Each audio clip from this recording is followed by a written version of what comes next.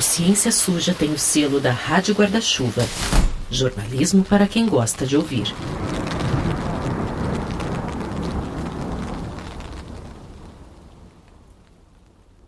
Oi, se você ainda não ouviu os outros 4 episódios da nossa temporada, a gente sugere parar aqui e voltar para eles. As coisas vão fazer mais sentido se você seguir nessa ordem. E o Ciência Suja tem um programa de financiamento coletivo que é importante para a continuidade do nosso projeto. São diferentes planos com benefícios exclusivos a partir de R$10 mensais. Para saber mais, acesse o nosso site, o cienciasuja.com.br e clique na aba Apoie o Podcast. Legal. Na sua apresentação lá no Encontro Serrapilheira, você apresentou uma foto ali. O nosso editor que você ouviu aí, o Felipe Barbosa, matou todo mundo do Ciência Suja de inveja e em outubro foi pro encontro anual do Instituto Serrapilheira, que esse ano aconteceu na praia de Pipa, no Rio Grande do Norte. Era cada foto que ele mandava no grupo de WhatsApp que eu vou te falar, viu? Mas tirando os golfinhos, o mar paradisíaco, a pousada pé na areia, a brisa fresca, o cuscuz com queijo coalho, o suco de caju, o happy hour estendido, e teve as palestras também, né, claro. Tirando muita coisa, outro ponto bacana desses encontros é que eles juntam pesquisadores e comunicadores de diferentes contextos para baterem papo e apresentarem seus trabalhos. É uma troca de ideias entre um monte de gente envolvida com ciência que tem o apoio do Serrapilheira, que nem a gente. E ela remete um pouco a isso que você acabou de falar.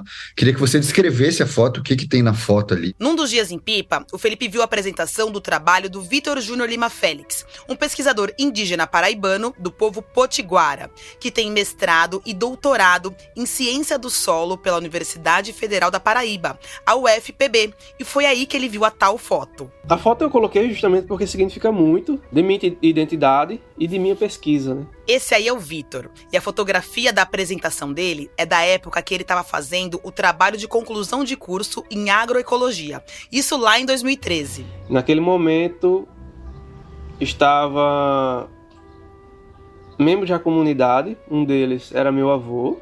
A foto foi tirada em um ambiente de mata do território potiguara, que hoje está restrito ao litoral norte da Paraíba.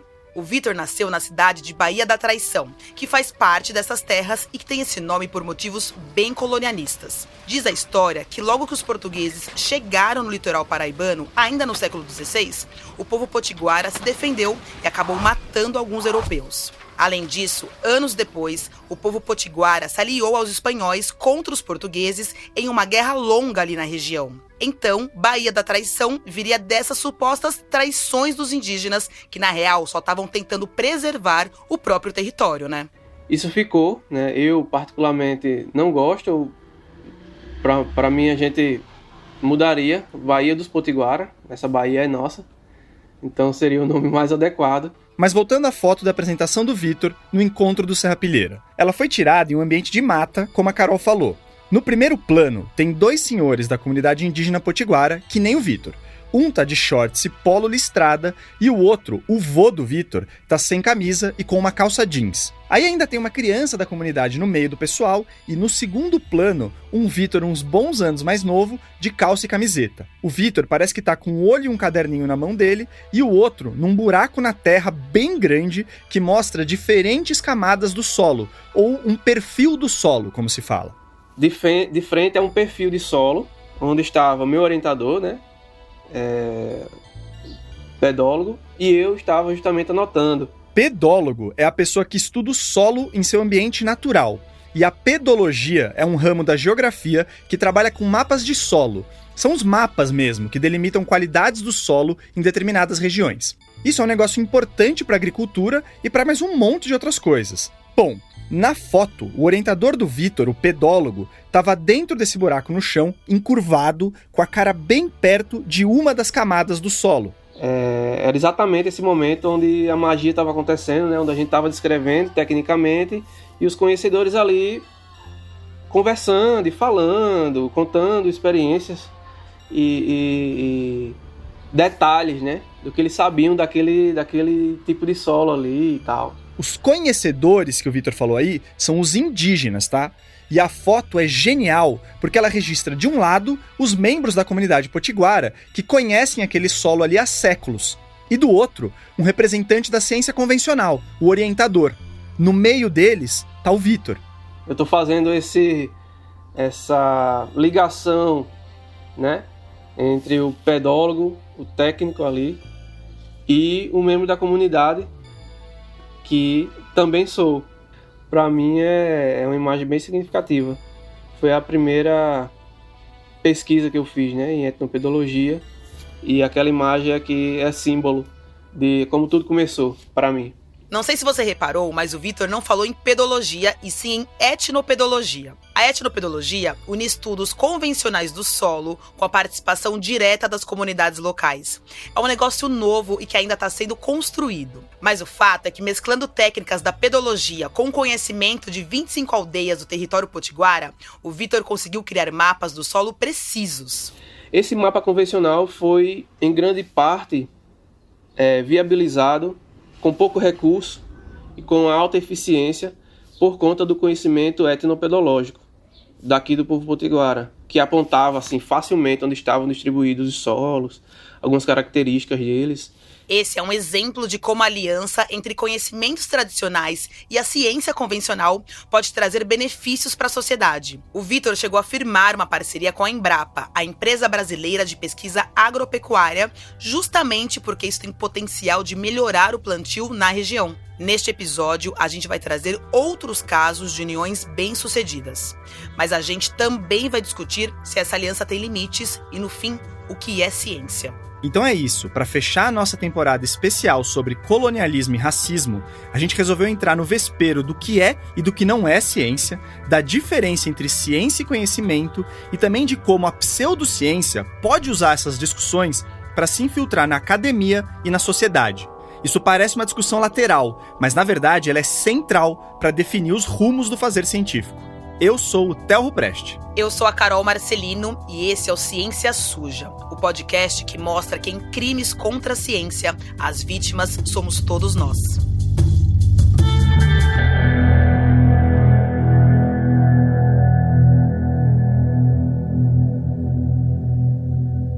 Acho que principalmente depois da pandemia de Covid, a palavra ciência caiu na boca do povo. Mas você já parou para pensar em como você definiria ciência? Bom, eu sou membro da Rede Consciência, que é a rede brasileira de jornalistas e comunicadores de ciência. Essa organização reúne pesquisadores interessados em divulgação científica, jornalistas, RPs e outras pessoas da área. E ela tem um grupo de WhatsApp bem ativo. O pessoal fala de tudo ali, de física quântica a BBB. Aí eu soltei uma mensagem nesse grupo pedindo para esse pessoal que discute ciência todo dia definir em menos de 25 segundos o que eles acham que é ciência ou a essência da ciência.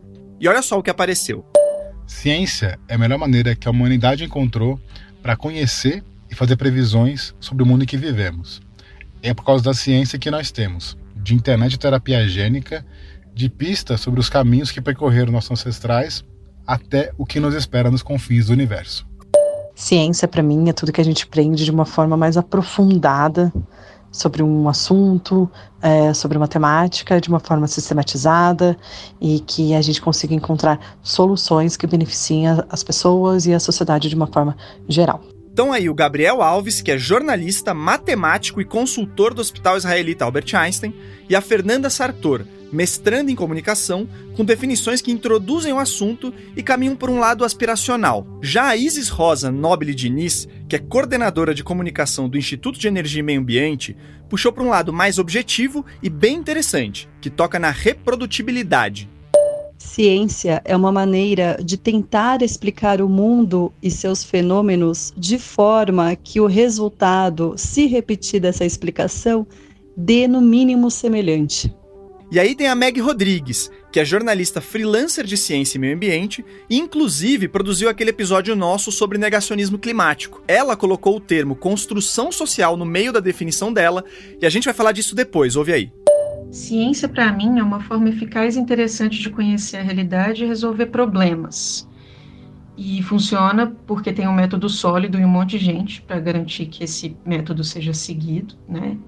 E é uma construção social que funciona justamente porque não depende da vontade ou da iluminação de um fulaninho ou de outro, e é um sistema que vai se ajustando conforme ele avança. Então, bem legal, né? Tem outras definições ótimas que o pessoal da Rede Consciência mandou, mas a gente vai deixar essas para depois dos créditos, no fim do episódio. Aliás, se você trabalha com comunicação dentro da área da ciência, considere virar um membro da Rede Consciência.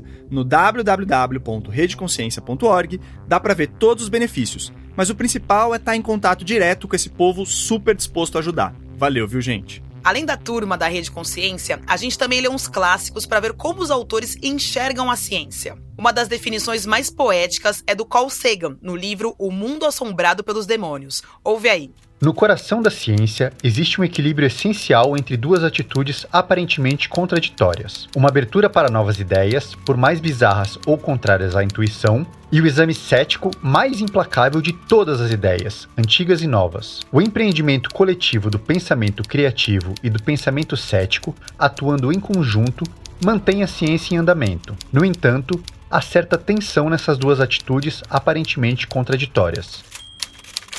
Interessante, né? Segundo Sagan, a ciência está disposta a se embrenhar em quase qualquer pergunta, mas por outro lado, ela é extremamente crítica antes de aceitar qualquer resposta como minimamente válida. Mas para se aprofundar na definição de ciência e para colocar isso no chão também, a gente entrou em contato com o Walter e o Ricardo Terra. O Walter é bioquímico e o Ricardo é filósofo. Os dois são da USP e lançaram um livro chamado Filosofia da Ciência, Fundamentos Históricos, Metodológicos, Cognitivos e Institucionais. E sim, eles são irmãos. Legal, gente, muito bom. Aliás, primeiro uma questão de ordem de curiosidade, como pessoa que tem 5 irmãs aqui.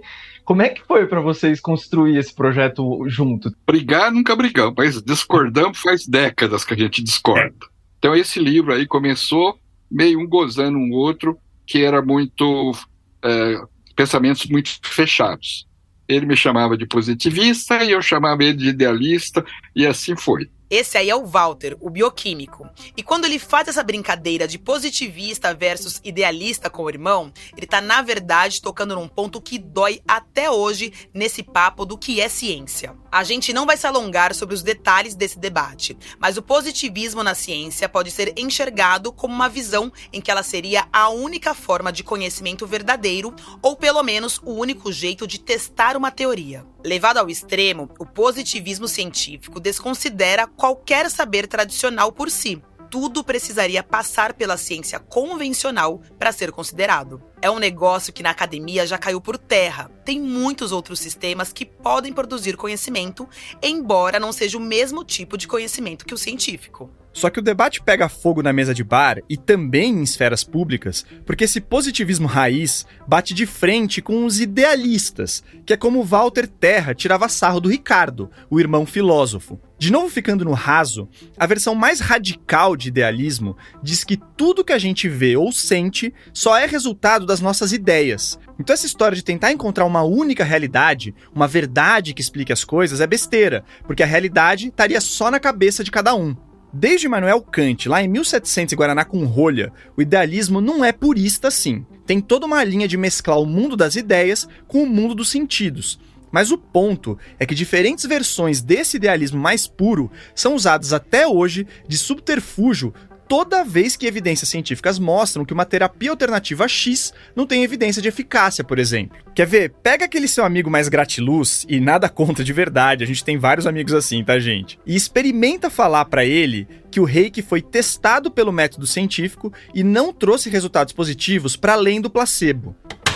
Aliás, o Reiki foi criado em 1922, então a ideia de ser medicina tradicional é um pouco esquisita, a não ser que você ache que a aspirina, que é de 1894, seja medicina tradicional. Ah, mas são coisas que a ciência não explica, porque a energia do Reiki não é palpável por essa ciência positivista, etc, etc, etc. Ok, você pode dizer mesmo que algo não é palpável pela ciência, normal, que não daria para pegar a energia do Reiki, embora energia seja um termo físico mensurável sim. Acontece que o desfecho desse método, o que ele gera de resultado na saúde e no bem-estar, muitas vezes dá para medir com relativa facilidade. Para seguir no mesmo exemplo, você basicamente aplica o Reiki em um monte de gente, aplica também em outras pessoas um método placebo, com o instrutor não treinado, sei lá, e fica de olho no que acontece. Isso já foi feito para depressão, ansiedade, dor, recuperação de um AVC.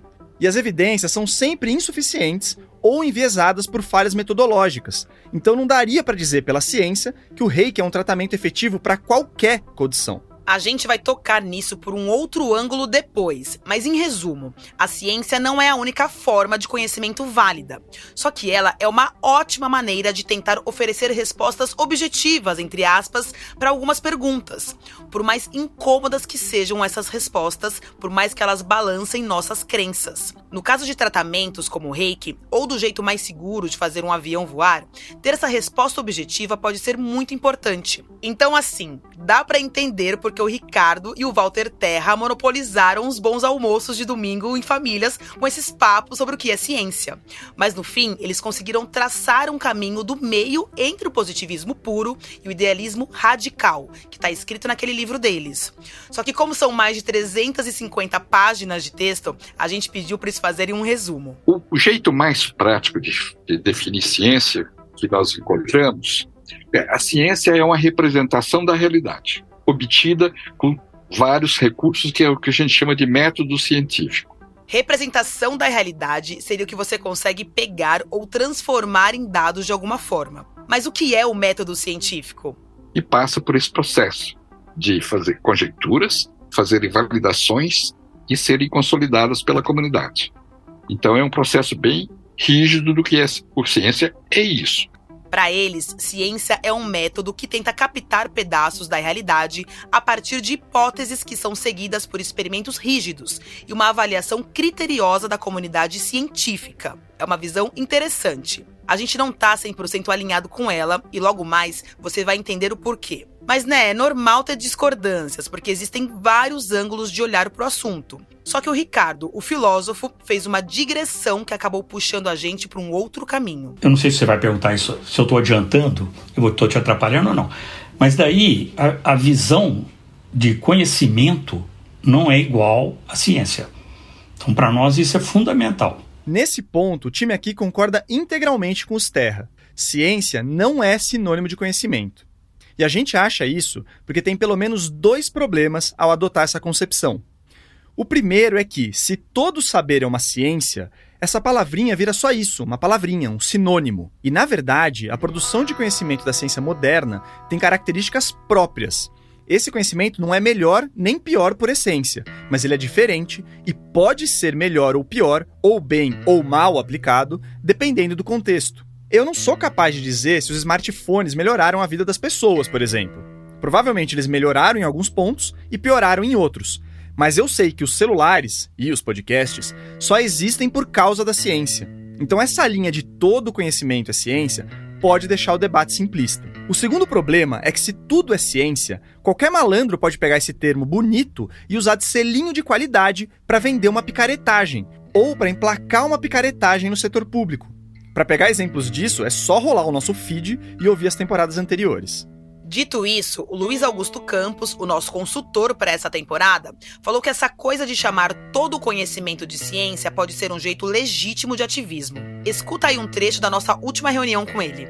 Eu sou um indígena, eu sei que no meu grupo indígena de origem tem conhecimentos que a ciência está negando. O que eu faço? Eu digo assim, olha, os conhecimentos do meu grupo de origem são científicos. Isso é uma reivindicação, na verdade. Então acho que tem um jogo de palavras aí que é totalmente legítimo, mas ele esgarça o significado do que é e do que não é ciência, né? O que o Luiz está falando é que algumas pessoas e populações marginalizadas chamam os próprios conhecimentos de ciência, quase como uma forma de sobrevivência da própria cultura. Meu conhecimento é tão importante quanto o seu e eu não quero que ele seja rejeitado, logo é ciência. Mas o risco de seguir com essa definição é, de novo, esvaziar o conceito de ciência. Não sei se vocês lembram da Putira Sakuena, a geneticista indígena do povo Baré, que participou dos 2 primeiros episódios da temporada. A ciência, ela é colonizadora. Para ela não existe outras ciências. Ela invisibiliza e silencia outras ciências. E aí a gente pensa muito nisso, né? Será que vale a pena agora a gente lutar pelas nossas ciências ou a gente vai deixar sendo engolido por essas pessoas, né? Esse sistema de pessoas? É inclusive por frases como essa da Putira que a gente gosta tanto do conceito que o Luiz trouxe pra gente de ciência como instituição social. A definição de ciência que a gente usa aqui tem pilares, claro, como a demonstrabilidade e a revisão por pares que o Luiz Augusto falou lá no primeiro episódio. Então, segundo essa visão, uma teoria científica precisa passar por demonstrações estruturadas, experimentos, por exemplo, que indiquem que ela para de pé e que não é só uma impressão de um grupo de pessoas. E essas demonstrações são avaliadas e replicadas por outros cientistas para ver se essas evidências sustentam mesmo a teoria apresentada. Então, com parâmetros como esses, a gente não corre o risco de falar que todo conhecimento é ciência. Mas ainda assim, a ciência é uma construção social, um empreendimento coletivo que está sujeito aos ventos de cada época. E é aqui que talvez a gente saia um pouco daquela linha dos Terra de pensar na ciência como um método rígido de investigação. Porque, pelo menos pra gente, essa linha deles dá uma impressão de que o racismo científico e outros temas abordados nessa temporada nossa são coisas externas da ciência. São erros que algumas pessoas cometeram de sacanagem. E tem casos assim mesmo. Existe fraude na ciência, assim como em tudo na vida. Só que o ponto é que muitos dos problemas que a gente viu nesses episódios correm por dentro da ciência. O racismo científico, o viés dos algoritmos, o roubo de fósseis, a dificuldade do pessoal do Sul Global em publicar artigos. Isso não é gente fazendo ciência errada. Isso é resultado de como se fez ciência por muito tempo. Resumindo, a ciência não é um instrumento colonialista em essência, mas ela pode ser instrumentalizada para esse fim, sim, porque ela é uma construção social e nasceu num contexto colonialista. Então é algo assim muito difícil ainda de dialogar ciências a partir ainda desse contexto de racismo. E esse racismo todo, na verdade, ele acaba também prejudicando o processo de pesquisa. E era aqui que a gente queria chegar com esse papo todo do que é e do que não é ciência. Porque os nossos mais velhos e mais velhas, eles não querem mais repassar alguns conhecimentos. Eles não são valorizados por esses lugares. E vai sair o nome de quem dessas pessoas? O nome de quem vai sair nos livros? O nome de quem vai sair nos artigos? Dos nossos doutores e doutoras do território? Não. Para a ciência convencional não perder o seu potencial incrível, aliás, para ela ficar até mais potente, é preciso que os agentes por trás dela respeitem quem produz outros saberes. Tem que pensar em receber, mas em dar também. E tem que ouvir de verdade. Às vezes mudar a forma que seria feita a pesquisa. Às vezes, não sempre. Então, depois do intervalo, a gente traz uns exemplos de alianças bem-sucedidas entre a ciência e outros conhecimentos com bons resultados para os dois lados. E claro, a gente vai trazer uns pepinos também.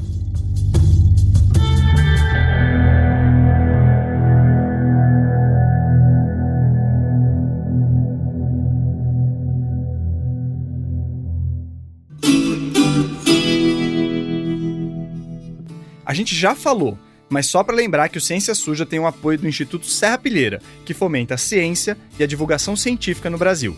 No www.serrapilheira.org e nas redes sociais deles, você conhece os projetos que eles tocam, é bem legal.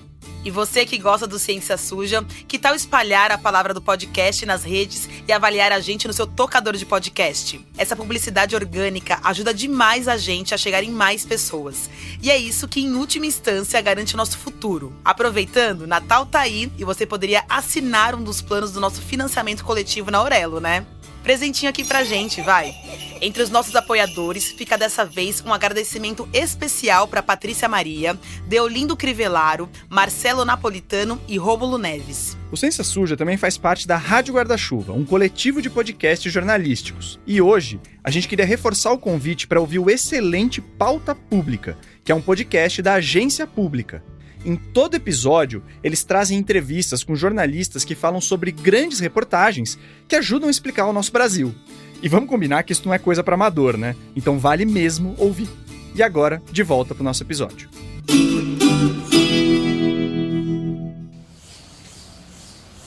A comunidade Wayampi fica em uma região amazônica do estado do Amapá. Seus membros falam tupi-guarani e estão espalhados em uma terra indígena de 600 mil hectares. E a população dos Wayampi, na verdade, devia ter naquela época em torno de 1.000 pessoas. Aquela época era 2005, 2006, que foi quando a Joana, que você ouviu aí, começou a fazer um levantamento sobre o cultivo de mandioca pelos Wayampi. Bom, meu nome é Joana Cabral de Oliveira, eu sou hoje professora do Departamento de Antropologia da Universidade Estadual de Campinas, né, Unicamp.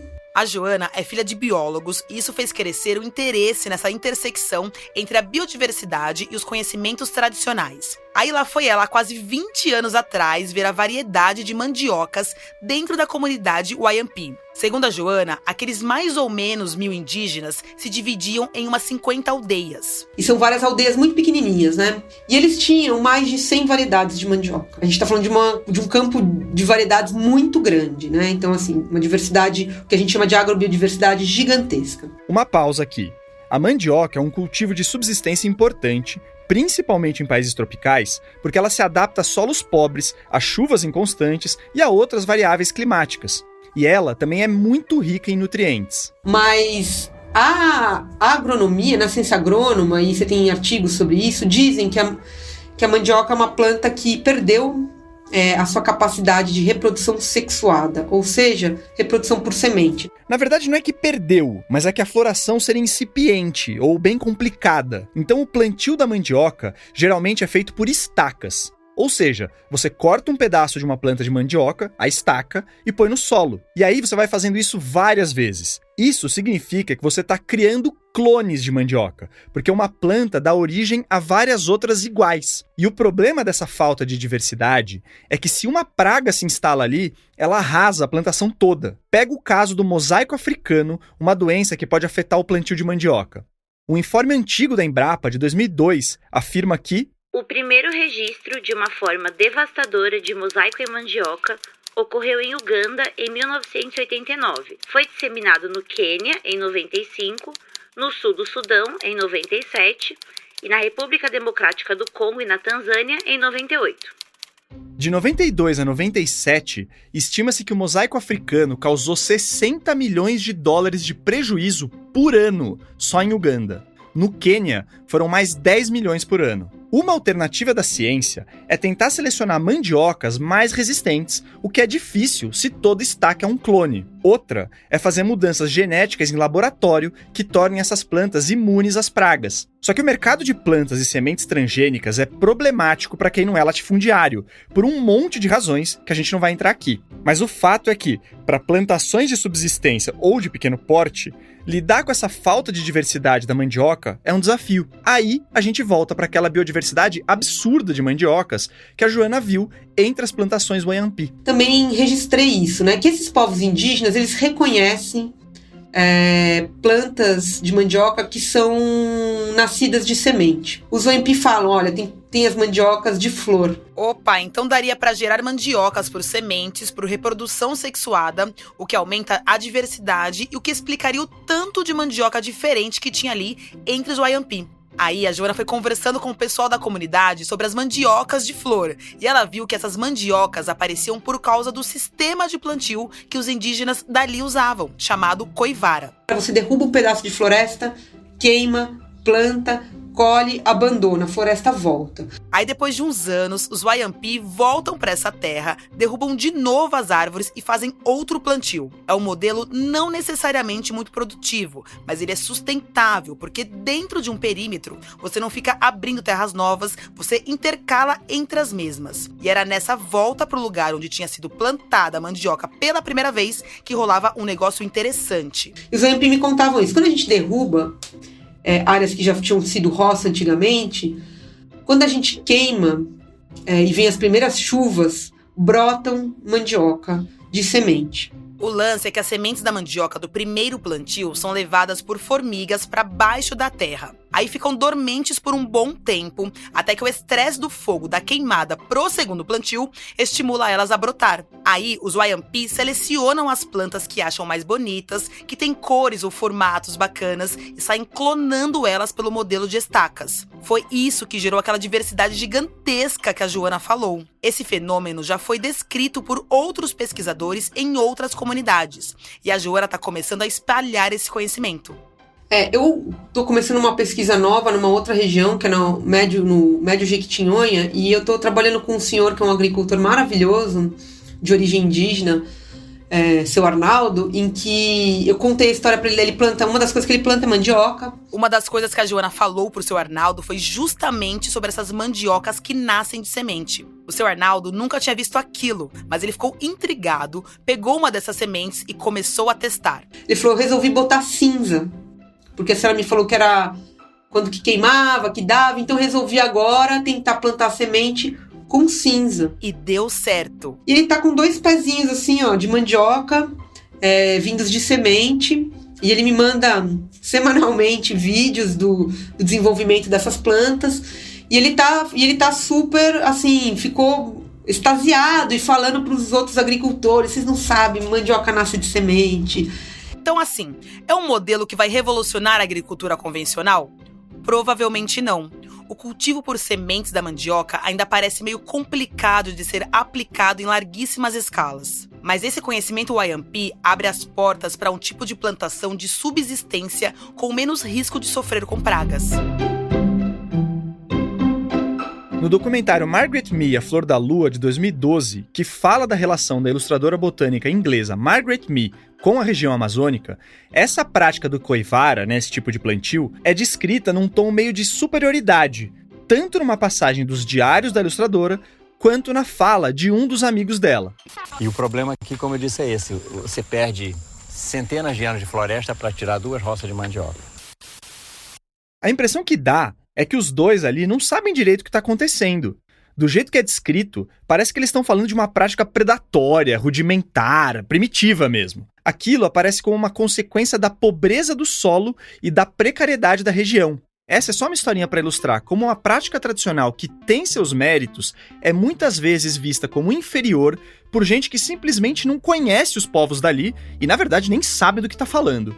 Esse caso da mandioca é um exemplo singelo que a gente pegou meio pela beleza da coisa, por ser diferente. Mas ele não é o único. A Joana mesmo participou de um estudo publicado em 2016 que pretendia testar dentro das terras YAMP uns modelos de monitoramento de leishmaniose, que é uma doença transmitida pelo mosquito palha. A Joana, a princípio, estava lá mais para ser uma espécie de tradutora, uma ponte entre os pesquisadores das ciências naturais e os indígenas. E foi muito legal porque a minha inserção no grupo começou a problematizar uma série de coisas. A principal problematização é que os pesquisadores originalmente estavam pensando em colocar armadilhas para os mosquitos palha em um formato padronizado. Mas os YAMP sabiam identificar esses bichos bem pequenininhos e diferenciar as subespécies no olho. Isso, inclusive, surpreendeu os cientistas. E eles também sabiam onde os mosquitos palha costumavam se acumular por ali. Eles falavam, olha, aonde a gente é mais picado por esse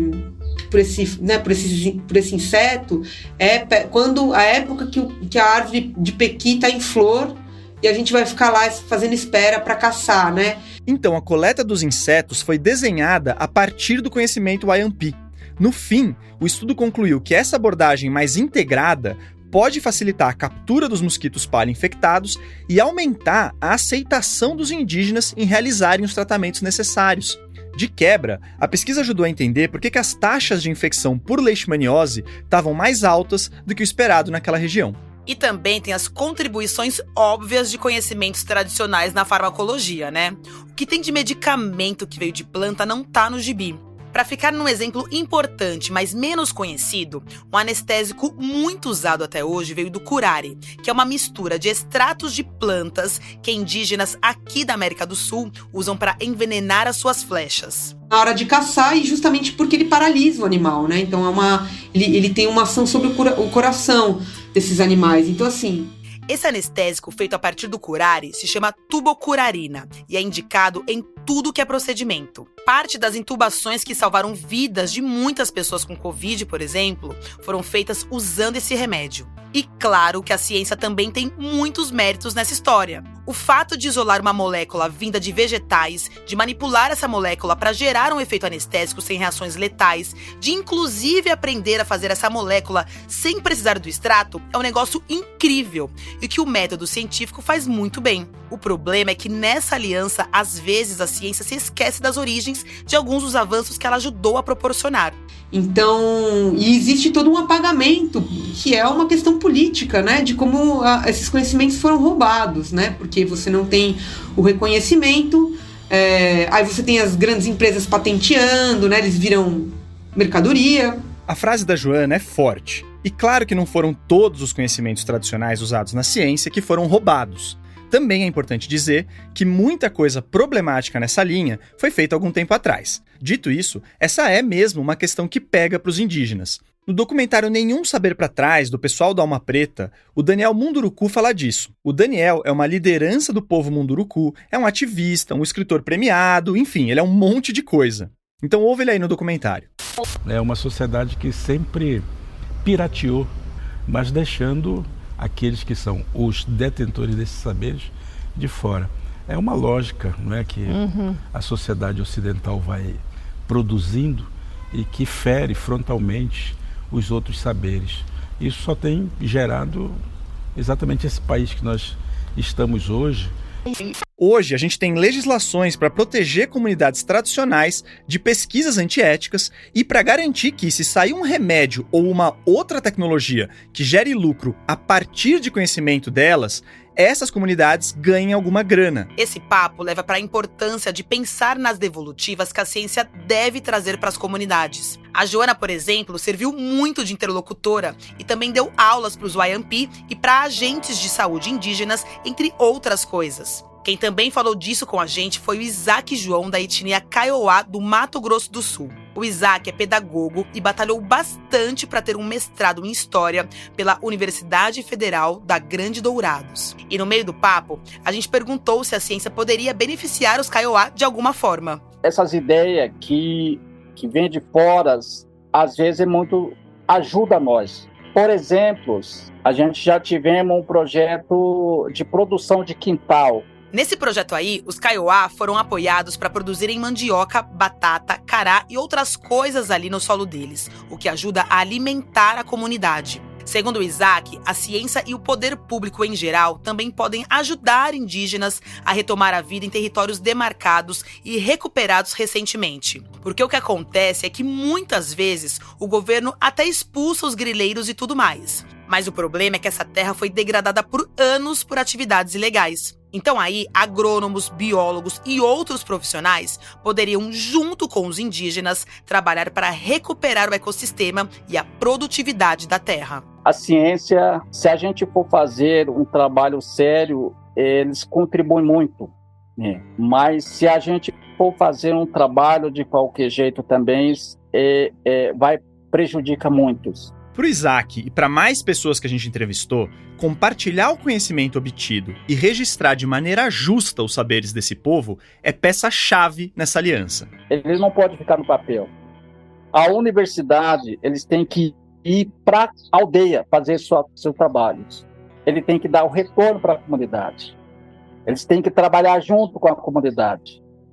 E eles têm que ensinar até que ponto pode contribuir e até que ponto esses conhecimentos tradicional possa se fortalecer juntos. O Isaac, como parte do mestrado dele, trouxe um olhar histórico e antropológico sobre um ritual dos Kaiowá durante a colheita do milho branco. E nessa, ele conseguiu esclarecer uns enganos que os pesquisadores de fora da comunidade tinham sobre esse ritual. Então ele reparou uma história da comunidade e ainda está ajudando a colocar no papel essa parte importante da cultura Kaiowá.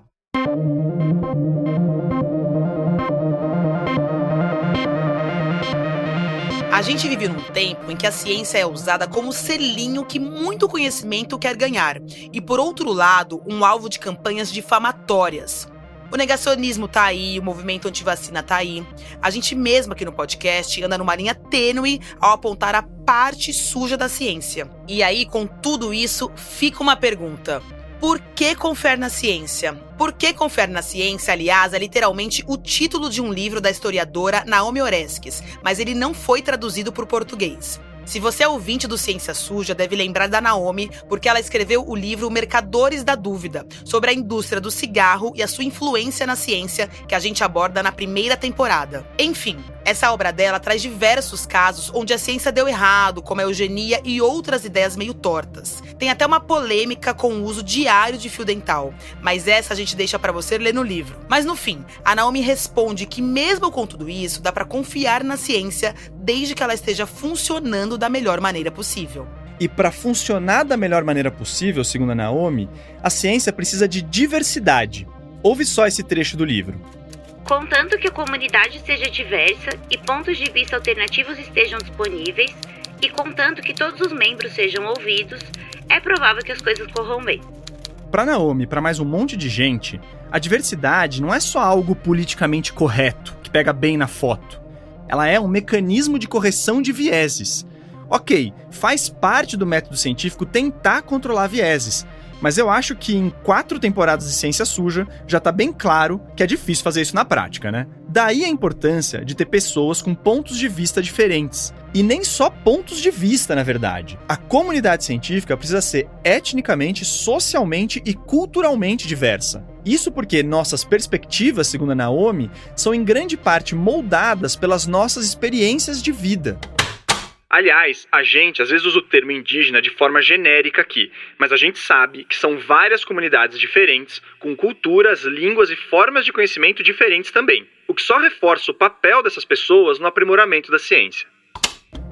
Felizmente, o número de indígenas no ensino superior é 5 vezes maior hoje do que em 2011, segundo o levantamento do Instituto CEMESP. Ainda é muito baixo, seria 0,5% dos universitários, mas já começa a ajudar no lance de ter mais gente diferente, fazendo perguntas diferentes e notando vieses e problemas. Mas tem outras vantagens mais aspiracionais e filosóficas em promover essa integração, especialmente nos tempos de crise ambiental e social que vivemos. Em agosto agora, a nossa produtora Chloé Pinheiro conversou com a botânica Robin Wall Kimmerer, dos Estados Unidos. A Robin tem origem indígena, é professora da Universidade do Estado de Nova York e escreveu o livro A Maravilhosa Trama das Coisas, onde fala sobre a integração da sua bagagem ancestral à academia. No livro, ela chega a dizer que conseguir o respeito dos cientistas para o conhecimento indígena é como nadar contra a correnteza na água gelada. Vivi minha carreira na academia, onde o conhecimento tradicional tem sido marginalizado há muito tempo. As pessoas não o levam a sério e não reconhecem sua poderosa influência.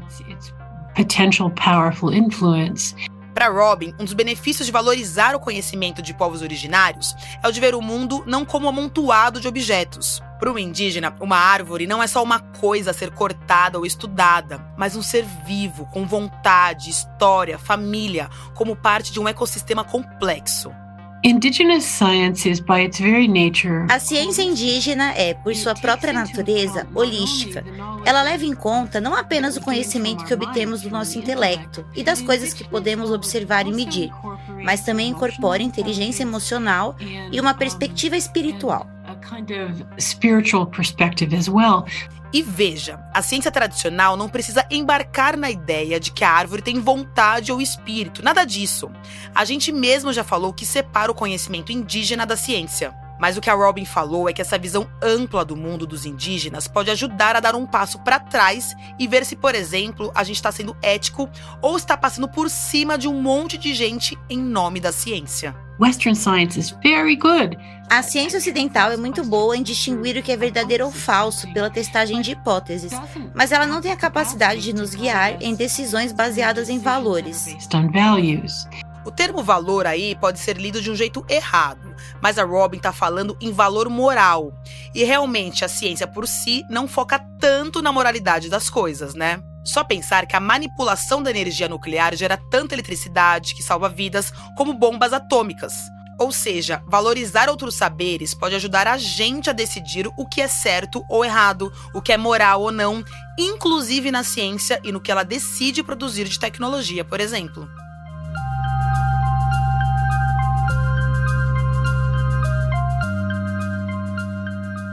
Então é isso. A ciência e os saberes tradicionais podem se aliar e se beneficiar muito com isso. Mas tem um limite de integração entre os saberes?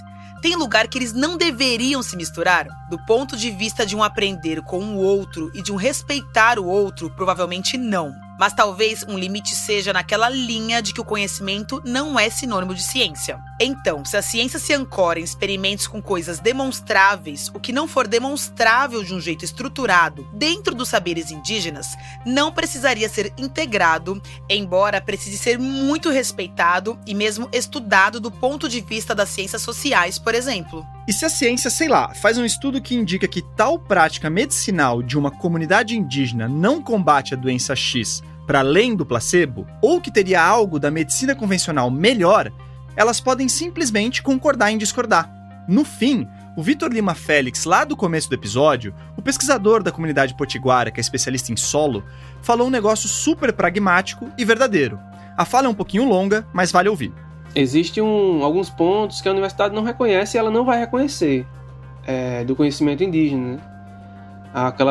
Aquele ponto que não é observável, não é provável. Então, nós não temos preocupação com isso. Então, se ela não reconhece, não é porque ela não reconhece que não existe. Esse pensamento, essa crítica, né, tem crescido e a gente já estabeleceu isso. Mas, os pontos que conhece, né, como o meu, por exemplo, de etnopedologia, dá para ter duas coisas, né? Os aspectos práticos que a gente pode contribuir e a cosmologia. Dentro da etnopedologia eu tento abarcar todo esse repertório, né? Uma comunidade indígena pode seguir com suas práticas e a ciência pode simplesmente entender que isso não é assunto para suas ferramentas, ou que as suas ferramentas mostram algo diferente, e vice-versa. Mas tem 3 negócios ligados a essa coisa de limites e aceitação entre os saberes que são tão importantes quanto complicados. O primeiro, que a gente até já tocou por cima antes, é o conhecimento que não é científico, mas finge ser científico. É o fulano que instrumentaliza a ciência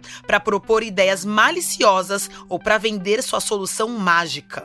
O caso da maconha, que a gente abordou na temporada passada, frequentemente remete a isso. Porque se usa o argumento de ela ser uma planta milenar, uma medicina ancestral, para justificar uma suposta ciência tradicional que explicaria seu uso como cura para tudo. E os estudos com maconha medicinal até têm apresentado resultados positivos em alguns casos, mas esse conhecimento está sendo construído ainda. Falta muita evidência antes de dizer que a maconha é mesmo um remédio para boa parte das alegações que estão sendo feitas por aí. E enquanto a ciência está estudando e enquanto o pessoal fica com esse discurso de tratamento natural, um monte de empresa startup está mexendo os pauzinhos e lucrando rios de dinheiro com extratos da planta e a regulamentação confusa do momento. Pô, pessoal, a gente pegou uma empresa alegando pra imprensa que extrato de maconha ajuda a crescer o cabelo. Outro exemplo mais besta é como a ciência tem sido usada como estratégia de marketing em eventos e práticas que promovem um reencontro com a ancestralidade. E paralelamente a isso, por exemplo, até abri aqui um e-mail de um festival que eu recebi, que é Um Olhar Ancestral para o Futuro, no Jardim Botânico. Arte, ciência, espiritualidade, ecologia, cultura e comunidade. E aí o jeito que se coloca a ciência é muito assim, fora do que a gente entende como ciência, sabe? Aí você ouviu a Clô conversando com o Luiz, nosso consultor, sobre um convite que ela tinha recebido para um evento que mencionava a ciência logo no título. E aí você vai ver o que estava sendo descrito como ciência e era uma cura pelo som com taças de cristal. Cheirinho de pseudociência, né? Tá, mas a Carol falou de 3 questões para pensar nessa conversa entre os saberes. E a segunda é: se a gente precisa respeitar todos os conhecimentos, o que a gente faz com aquelas ideias que não se pretendem científicas, mas ainda assim podem ser maliciosas? Ou seja, o cara não tá alegando que é ciência sem ser, mas ele tá numa linha meio enganosa e que não tem nada de tradicional. Nesses casos, a gente faz o quê? A gente simplesmente aceita isso como conhecimento e bola pra frente? Eu perguntei isso pro Luiz durante uma das nossas consultorias, na esperança de ele me colocar num terreno seguro. Só que o ponto é, se a ciência não é a juíza do que é conhecimento, ela é juíza do que é um tipo de conhecimento, que é o conhecimento científico, é quase impossível a gente estabelecer critérios universais e válidos para o que é conhecimento, né? Então o negócio é que não tem censura prévia. Todo dito conhecimento precisa ser analisado por suas particularidades. Mesmo se parecer uma pilantragem escancarada, eu vou lá, entendo de verdade a parada e beleza, se for o caso, eu aponto onde está a malandragem. Para trazer para o nosso dia a dia, pensa aqui. O xamanismo e as religiões, de maneira geral, trazem conhecimentos que não se pretendem científicos, pelo menos nas vertentes moderadas, né, gente?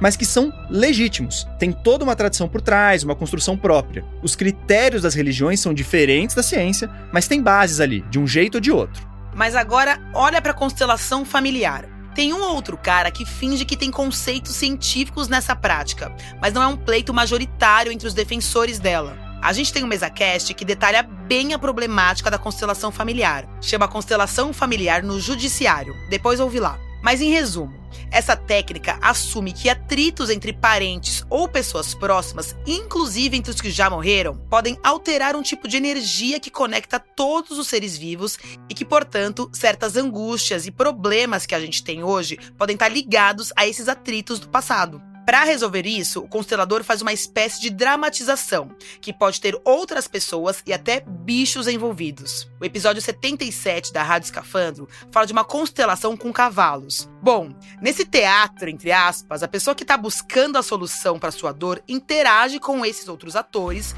como se eles fossem esses parentes que estão gerando o atrito. Enfim, é mais ou menos isso.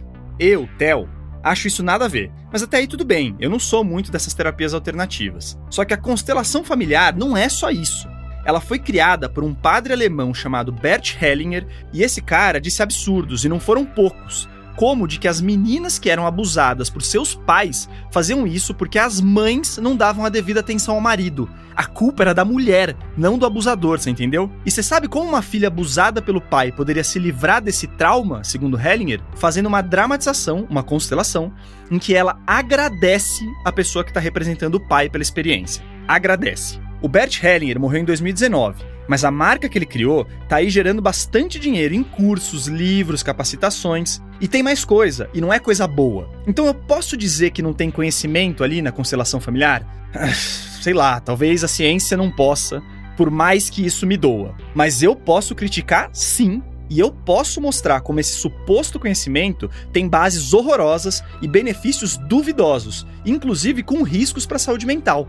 E eu posso usar o método científico para fazer essas críticas. Nesse sentido, cabe dizer que o Conselho Federal de Psicologia, que disse apoiar na ciência, proibiu que psicólogos pratiquem a constelação familiar. Já o SUS, por meio das práticas integrativas e complementares em saúde, as PICs, e o nosso judiciário, ainda incorporam essa prática em certas instâncias. Aí a gente cai na terceira questão que eu falei que tinha nesse debate, que é: especificamente no setor público, algum tipo de conhecimento não deveria ser válido? Ou algum tipo de conhecimento deveria ser priorizado? Esse ponto pega tanto aqui no nosso grupo que a gente já tinha perguntado sobre isso pro Luiz na primeira consultoria. Eu acho que a definição dessa régua ela é muito mais política do que científica. E eu acho que isso não é ruim, não. O que o Luiz defendeu é que não cabe à biologia, à física, à química ou a outros campos da ciência definirem sozinhos o que é política pública e o que não é. A ciência é uma ferramenta e uma ferramenta ótima para ajudar a embasar políticas públicas, sem dúvida nenhuma. Mas ela não é a única. E digo mais: um campo da ciência pode conflitar com o outro. O político ou gestor público que só olha para a biologia ou para a medicina baseada em evidências pode cortar um programa de atendimento à saúde que incorpore tradições locais, porque não há evidências de que essas práticas tragam benefícios para a saúde. Agora, se ele incorporar a ciência política e a sociologia, esse mesmo gestor pode entender que manter essas tradições locais no atendimento à saúde geraria uma maior aceitação a outros tratamentos e ao Estado como um todo. E ele também poderia entender que isso pode gerar votos. E além disso, os políticos podem sim usar ferramentas de fora da ciência para fazer uma gestão que beneficie o povo. Muita coisa que a gente faz hoje não tem ciência envolvida. Enfim, isso é tema para mais uma temporada inteira, então a gente não vai se alongar. Mas o que dá para dizer é que, pra gente, a ciência é particularmente útil para embasar a gestão pública, porque ela almeja eliminar vieses e ela pretende ser universal. Eu acho que o conceito de universalidade fornece o guia fundamental, um dos guias fundamentais de como a ciência opera. Para isso isso tem que estar válido no universo. Mas o universal, enquanto uma existência delimitada, não existe. Claro que a ciência incorpora vieses. A gente falou isso nesse episódio e na temporada toda. E a ponderação do Luiz sobre a universalidade também é perfeita. Se você faz estudos com poucas pessoas negras ou indígenas, não dá pra dizer que suas descobertas são universais. E esse é só um dos pepinos por trás dessa ideia de universalidade. Mas o negócio é que a gente pode olhar para esses dois pontos, a eliminação de vieses e a universalidade, de forma crítica e mesmo assim buscar se aproximar deles. Quando a ciência pega uma molécula, aplica essa molécula em um grupo e aplica um placebo visualmente parecido em outro grupo, sem que esses grupos ou os aplicadores saibam o que é o quê, ela está usando vários recursos que ela desenvolveu com o tempo para tentar tirar confusões da frente e ver se essa molécula pode ser um tratamento com benefícios significativos, para além do placebo. E não, a gente não vai entrar no mérito se dar algo buscando efeito placebo é válido ou não. Quando a ciência estuda o clima e o acúmulo do dióxido de carbono e de outros gases no planeta, ela mostra como o aquecimento global é um fenômeno causado pelo ser humano no mundo todo, embora esse fenômeno afete cada local de um jeito diferente.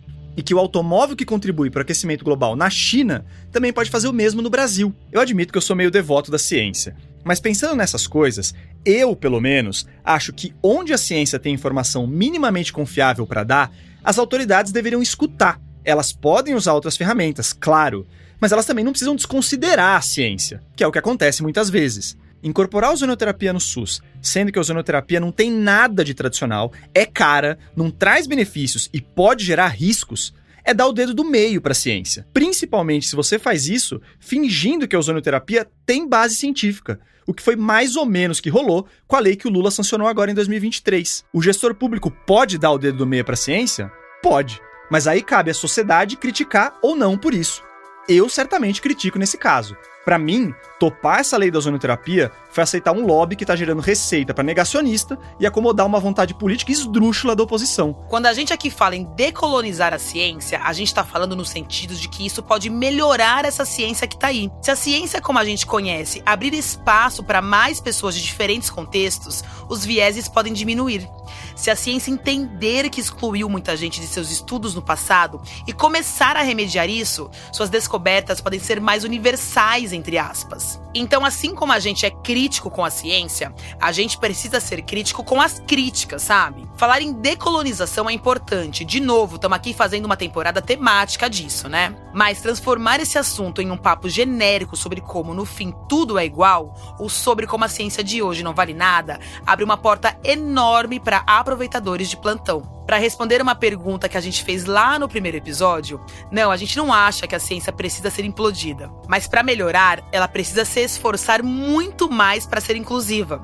Isso não é detalhe, não é para fazer RP e não é só para diminuir a desigualdade social.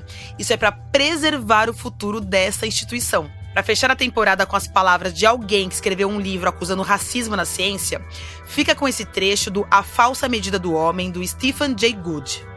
Eu não me alio com a alegação puramente relativista que a verdade é uma noção inútil e que a ciência não oferece respostas duradouras. Eu acredito numa verdade factual e que a ciência pode aprender sobre ela, apesar disso ser frequentemente feito de um jeito obtuso e errático. Galileu não foi ameaçado de tortura em um debate abstrato sobre movimentação lunar. Ele ameaçou o argumento da igreja que gerava estabilidade social, mas logo a igreja fez as pazes com a cosmologia de Galileu.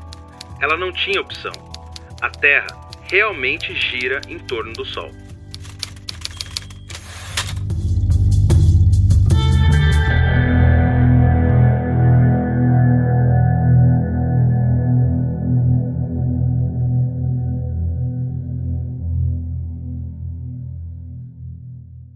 Bom, gente, é isso. Mais uma temporada do Ciência Suja pra conta. Gostou, Carol? Nossa, Theo, se eu gostei, eu amei. Foi emoção desde o nosso primeiro encontro, entrevistas, manhãs animadas, pelo menos pra mim, até as gravações. Confesso que hoje acordei nostálgica, triste por gravar o último episódio. Mas ao mesmo tempo, a sensação é de alegria e de dever cumprido. Essa temporada tem tudo a ver com a minha vida, com as minhas raízes e com o futuro que eu e todos os negros ainda vamos enfrentar.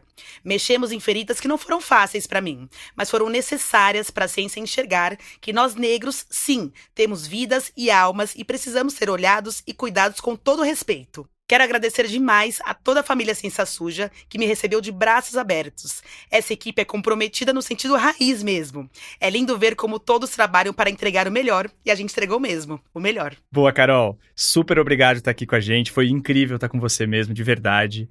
E acho que você contribuiu demais aqui para essa temporada. E é isso, né, gente? A gente tá uns anos na luta com esse podcast e a gente só tá aqui por causa de você aí com o seu fonezinho de ouvido. Esse apoio que vem em plays, em comentários, em críticas nas redes, em dinheirinho no financiamento coletivo. Aliás, já assinou aí? É esse apoio que faz a gente crescer, amadurecer e conseguir tocar uma temporada toda sobre colonialismo e racismo na ciência. Cara, que tema instigante e que tema difícil. Eu acho que no fim a gente mal trouxe respostas, mas eu nunca aprendi tanto na minha vida. Esse processo de aprendizado, aliás, tem um guia com nome e sobrenome. Luiz Augusto Campos. Luiz, cara, você é incrível. Obrigado por dedicar tempo, carinho e cérebro para o nosso projeto. Oi, Theo, Carol, sou eu que saio dessa temporada com o cérebro mais rico. Aprendi muito com vocês e também com Chloé, com Felipe, com Pedro. Mas confesso também que eu tô com o coração apertado aqui porque acabou, né? De todos os projetos em que me envolvi nos últimos tempos, sem dúvida nenhuma, Ciência Suja foi o mais instigante e o mais prazeroso para mim. Então, foi uma honra e obrigado por me deixarem passar de fã do Ciência Suja a consultor. Mas vou continuar como fã aí nas próximas temporadas, ouvindo e aprendendo com vocês. Um grande abraço.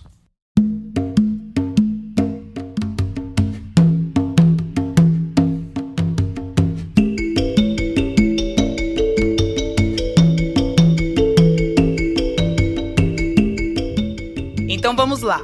Últimos créditos do ano, porque ano que vem tem que ter mais. E não se esquece que depois dos créditos tem mais gente da Rede Consciência falando sobre o que eles acham que é ciência. Bom, a 4ª temporada do Ciência Suja foi apresentada por mim, Carol Marcelino. E por mim, Theo Preste. Para essa temporada toda, nós tivemos a consultoria do professor Luiz Augusto Campos. Esse episódio foi produzido pela Carol, por mim, pela Chloé Pinheiro, pelo Pedro Belo e pelo Felipe Barbosa. Todo mundo aqui do time. O roteiro é do Theo, da Chloé Pinheiro e do Pedro Belo, com apoio de toda a equipe. A edição de som, os ambientes sonoros e as trilhas originais são do Felipe Barbosa. Nesse episódio, nós usamos trechos dos documentários Nenhum Saber Pra Trás, do pessoal da Alma Preta, e do Margaret Me e a Flor da Lua. As vozes complementares são de Chloé Pinheiro, Felipe Barbosa e Pedro Belo. As artes das capas e o projeto gráfico do Ciência Suja são da Mayla Tanferri e do Guilherme Henrique. E ficaram boas demais as artes dessa temporada, hein? Parabéns, gente. O nosso site foi desenvolvido pelo Estúdio Barbatana, das incríveis Amanda Tagliari e Ana Cossermelli.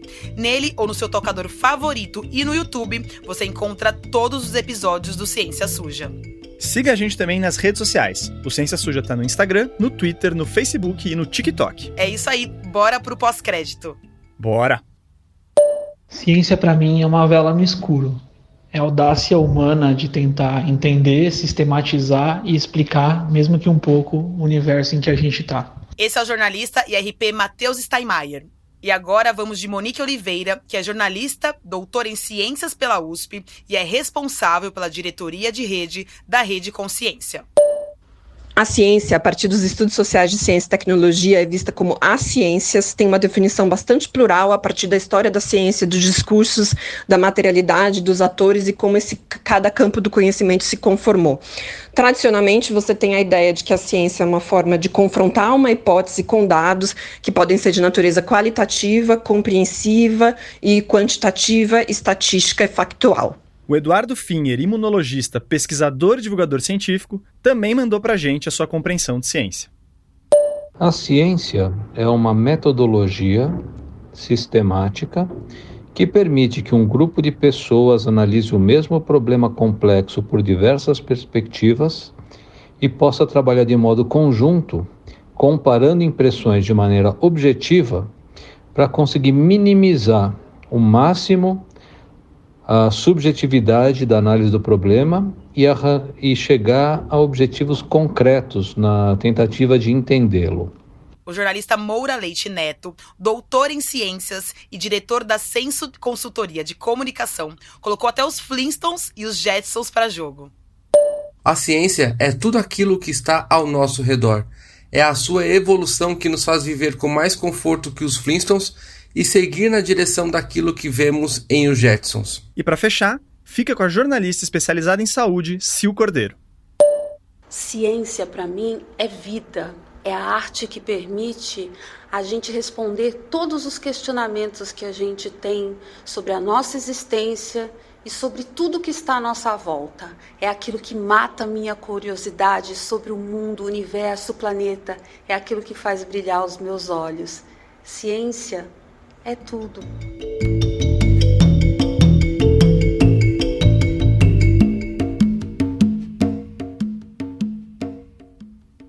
Até ano que vem.